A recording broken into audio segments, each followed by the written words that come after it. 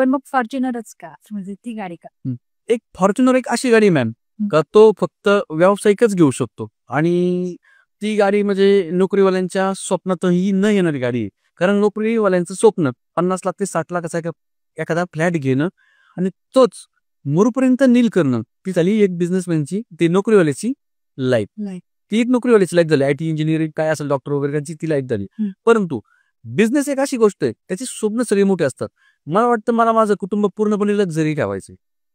त्यामागे मी पूर्णपणे माझे 24 तास पणाला लावणार, पण माझं कुटुंब लक्झरी ठेवणं हे माझं सगळ्यात मोठं टार्गेट आहे. कारण आज खेड्यागावामध्ये शेतकऱ्याला कमी समजलं जातं. शेतकऱ्याला कमी का समजलं जातं आणि तो कसा मोठा असू शकतो हे मला सिद्ध करायचं आहे फक्त 2 महिन्यामध्ये.